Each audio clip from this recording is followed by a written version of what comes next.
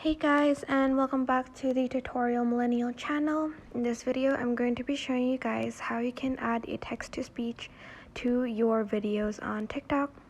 So hit that record button over here. I'm just going to record a few seconds.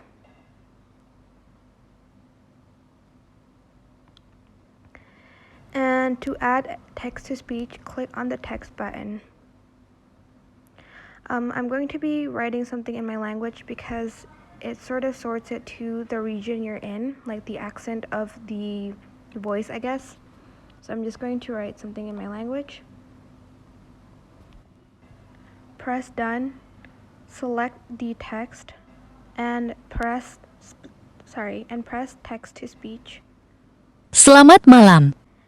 And that is basically it. I hope this tutorial was helpful for you guys. Don't forget to like, comment, share, and also subscribe to this channel if you haven't done that. If you have any questions, just leave it in the comment section down below and I will try my best to answer them all. Thank you so much for watching. Bye!